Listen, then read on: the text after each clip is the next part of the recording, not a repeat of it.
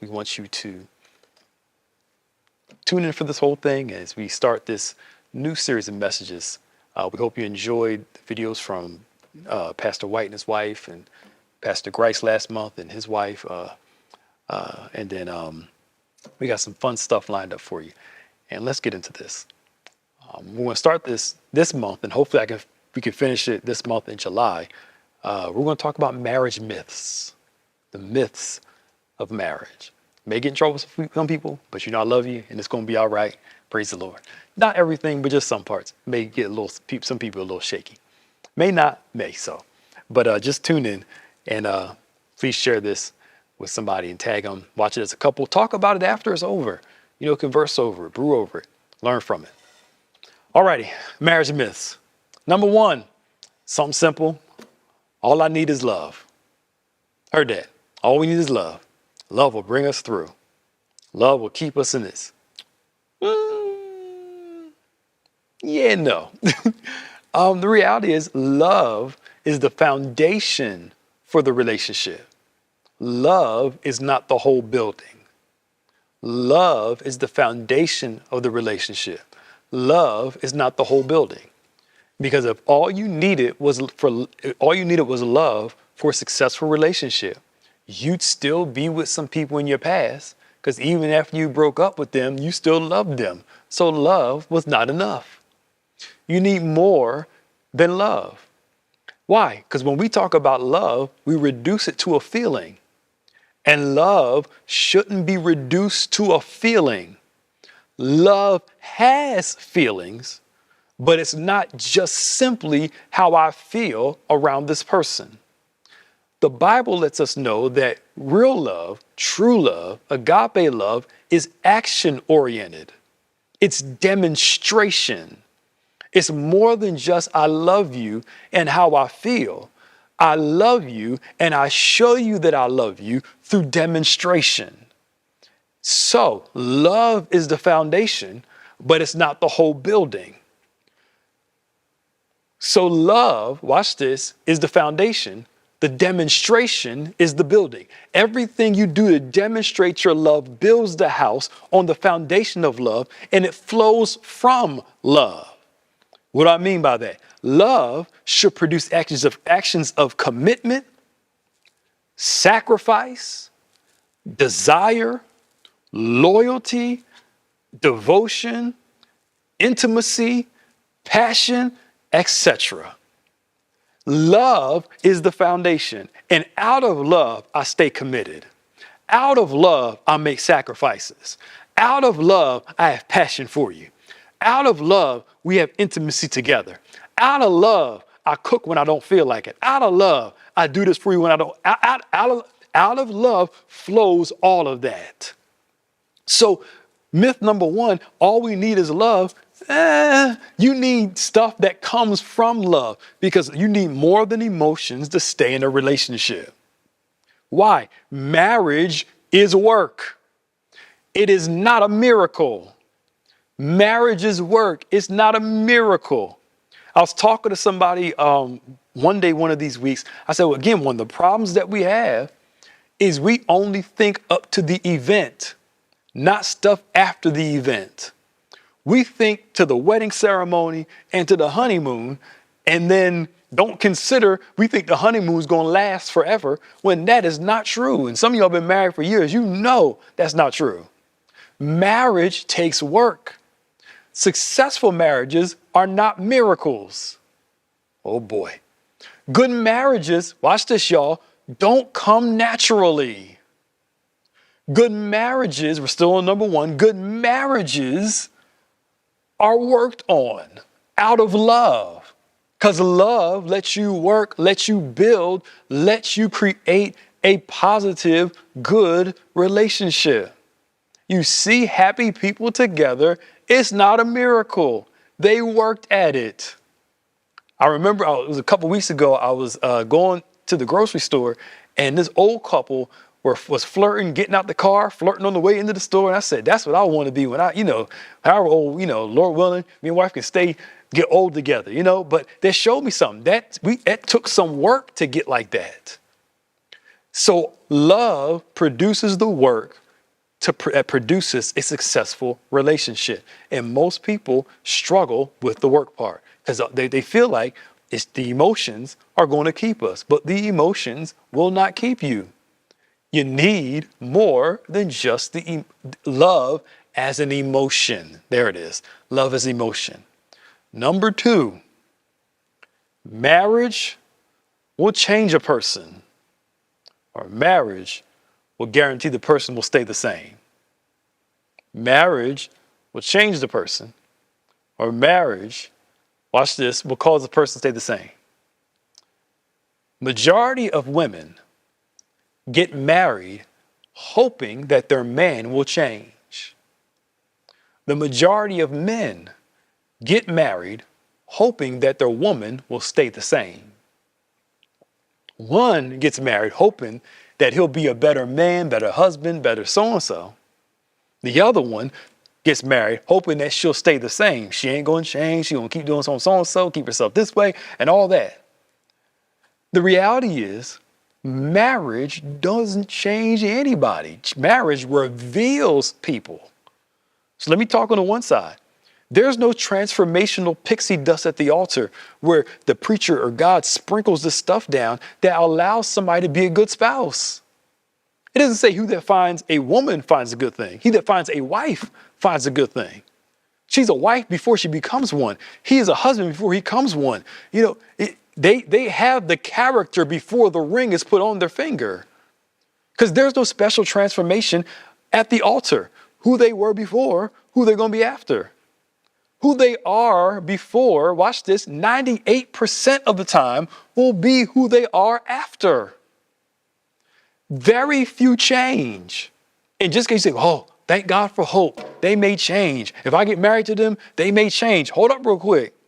The change usually comes after the disaster and the pain of a roller coaster relationship. And do you want to go through all of that and put yourself through all of that? And there's no guarantee the person can even change and get better. Stop hustling yourself. Just tell the truth. You want to be with the person and take the risk. It's easier just to tell the truth, but it's a dangerous thing to just jump into something hoping that they'll change. And it's dangerous on the flip side, hoping that the person will stay the same. Because why? The older people get, the more their tastes start to change. I'm 40 years old. I've been married since I was 27, I think. 26, 27, one of them. We've been together since we were 16. I'm a different person. I mean, at the core, I'm still the same. But my interests have changed. Some things about me are different now compared to when I was in my 20s. The evolution. This is why it's important that in marriage, you learn to grow together. Where people evolve, the older they get. The more their tastes change, what they like may change. Some things around them may be different, but we learn to evolve because why? Marriage doesn't change a person, and marriage doesn't guarantee that the person will stay the same. Some people think, well, if I get married to them, all of a sudden they'll be committed to me. If they weren't committed to you before the marriage, they're not going to be committed to you after the marriage. All right? It's like having if I have a baby with this person, they'll be different. No, who they were before the baby is who they're going to be after the baby. Doesn't change them. All right. So we have to learn to recognize that people change in relationships, hopefully for the better, and we change and grow together. And watch this. Some people get married hoping that the person will get better. And lo and behold, they actually get worse because who they are before is who they're going to be after. Number 3, this is something that grinds my gears. I hear people say this. They say, would you rather be happy or would you rather be right? Number 3, would you rather be happy or would you rather be right? And what they say is you take a bunch of craziness in the name of happiness. You know, and I'm going to get to this in a minute, you know the person's wrong, but don't say nothing because you want to be happy or you want to be right. How about we can be both happy and be right? You can have both, right? Because what's right can lead to real happiness. Buying into or silencing yourself when you need to speak up can be detrimental for your relationship and for you. There are so many bitter people in relationships because they're afraid to speak up for a variety of reasons, but mainly because of trust. So the whole phrase, would you rather be happy or would you be right, is basically telling the person, you know you're right and the person's wrong, just suck it up just to stay happy. The problem is the person that's sucking it up isn't happy. Oh boy, I feel some tenseness listening right now. So I know you've heard people say this before. This phrase, happy or right, can create irresponsibility in the person that's consistently wrong, and it demoralizes the person who knows that the other person's wrong, but's afraid to say something. Being quiet to keep the peace isn't always the best option. There are times where you don't say anything and you overlook a thing and study it and watch it. And if it comes up again, you correct it later. And there are some things that come up that you have to correct immediately so it won't become an issue later. There are times you got to learn to discern the difference, discern between what will correct itself on its own versus what you need to step in and correct. Okay, how do I know the difference? There are some people who will make a mistake and they will self-correct before you even have to do it. Some people, they'll say something crazy, you don't say anything in return, and they'll come back to you and say, you know what, I'm sorry, I shouldn't have said X, Y, and Z. Some people think that if you don't say anything, they got off and will never bring it up and just keep on moving. Whew. And then resentment kicks in because you wanted the person to be able to have enough strength to come back and apologize or say they were wrong, but some people don't self-correct, so you have to step in and have the conversation. Keeping the peace isn't always the best option. It can create an imbalance and a lack of accountability. So now the person that's used to having their way, the person that's used to being on the winning side of that, gets what they want. And they no longer have to be accountable when they're wrong because we never hold them accountable. We just say, well, that's just how they are, and just let them be because we don't feel like dealing with them. This doesn't really work in a successful, happy marriage. It will turn the person taking all the blame, right? The relationship will turn into a person taking all the blame and the other person never changing. They stay crazy. They stay off. They stay wrong. And what it is, y'all, let's call it what it is. It's manipulation. It's manipulation. I'm wrong, but I want to be right. So I start giving you the side eye, the silent treatment, stay away from me. I start distancing myself, trying to get you to change instead of me admitting I was just wrong. Some people don't like to apologize. I don't know who I'm talking to. Some folk don't like to apologize. But here's the thing about people that don't like to apologize. An individual that does not like to apologize, they're admitting to you that you are beneath them in their eyes. They're actually admitting that in their eyes, you're beneath them. You're not worthy of an apology. Because if somebody who they felt was superior to them, they would feel it easier to apologize to them. But watch this, pride will stop you from apologizing. Pride will keep you in this crazy phrase, would you rather be happy or would you rather be right? Sometimes, y'all, you have to say what needs to be said with love, with honor, and with respect, right? And if it gets cold in the house, it just gets cold in the house. Oh boy. If you got to have a real conversation about it in a loving and respectful way, and the person was wrong and they all of a sudden want to give you the cold shoulder and let it be cold, let it be cold. Because why? Eventually, somebody's going to break. They get into bed and turn over. Let it be cold for a little while. Praise the Lord. I'm not trying to go too far into this. What's crazy about some people? There are some people who only respond. They want you to chase them, but then when you don't, they get mad at you and think something's wrong with you. Oh, I'm helping somebody. They get mad at you. They do little subtle things to make you react to them and chase them. And then get mad when you don't respond to, instead of talking to you, they respond like teenagers and give you that treatment to get you to say what's the matter, what's wrong, rather than being an adult and talking about it. Y'all getting the pastor tonight. So, and watch this. And when all of a sudden you get in bed and roll over before they do, they think, oh, you don't love me, you don't care. No, this is what you wanted. I'm not saying be petty and go tat for tat. I'm saying have the conversation, talk to the person, but don't fall into these petty traps, y'all.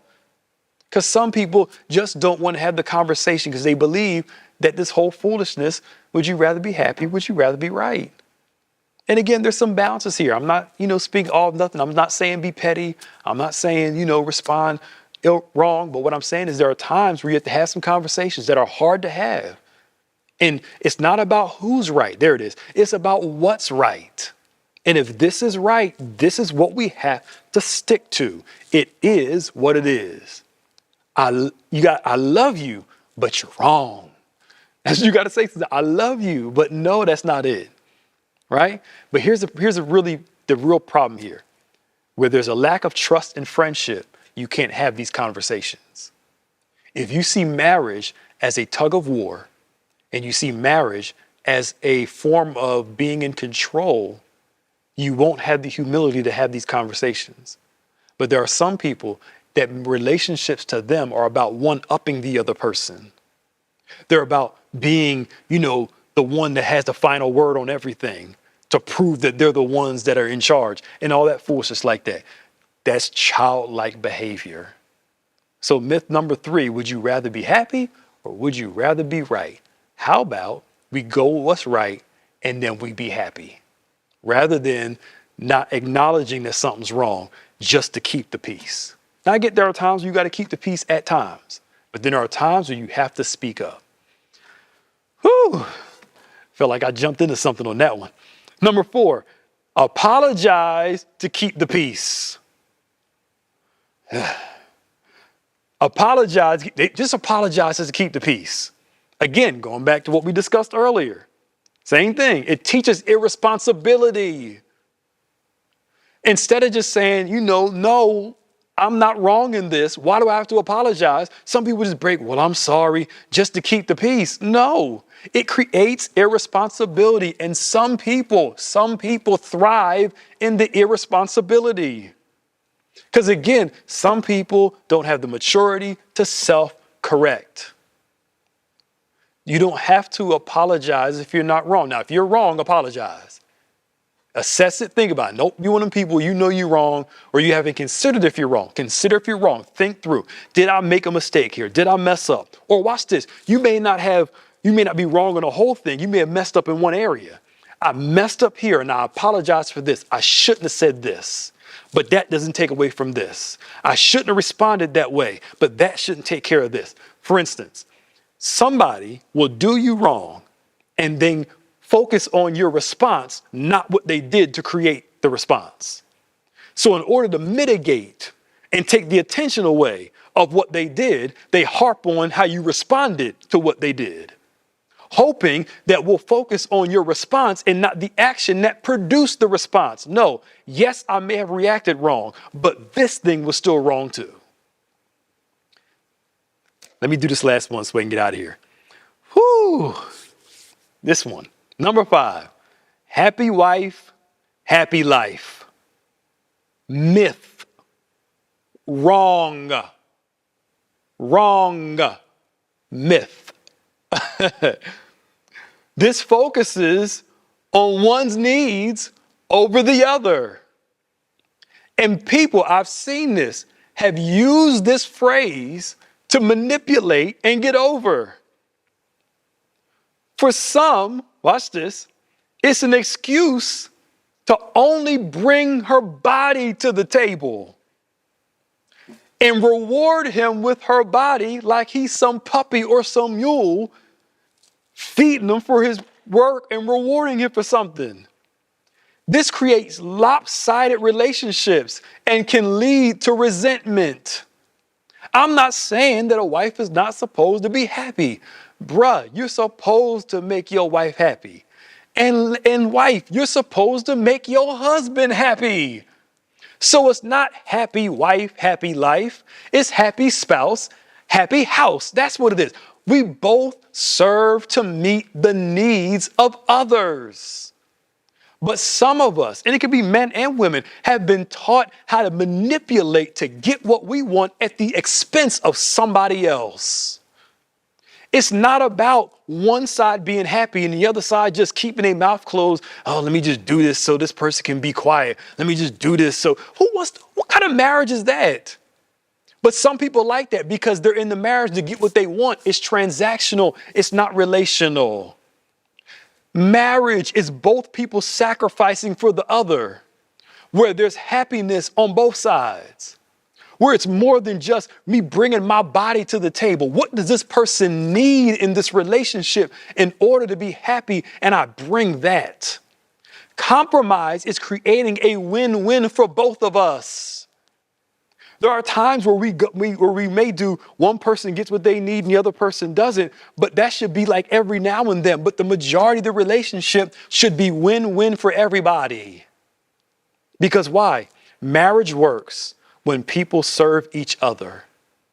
Take the Philippians 2 model, the mind of Christ, which is service, humility, and thinking of the other before and more than you think of yourself. There are times as a spouse you won't feel like doing it. But in order to satisfy your spouse, you have to learn to serve the person that you're with. Do you know that some marriages are actually a few acts of service away from saving their marriage? They're just waiting for the other person to do it. Rather than, you know what? Let me show something. Let me do something. Let me start working on something to show this person that I love them and I care for them. And give them space to reciprocate. But if we're always waiting for the other person, it can lead to long-term damage. So I'm out of time, y'all. Number one, all I need is love. Number two, the marriage will change the person or they'll stay the same. Number three, would you rather be happy or would you rather be right? 4, apologize to keep the peace. 5, happy wife, happy life. Marriage myths. As Public Enemy says, don't believe the hype. We'll be back next month as we continue and finish marriage myths, and I hope you enjoyed this. Talk about it. I know might catch some heat for some of this, but it's going to be all right. We hope you will join us again. Join us tomorrow for Bible study tomorrow night. It's going to be awesome. The Lord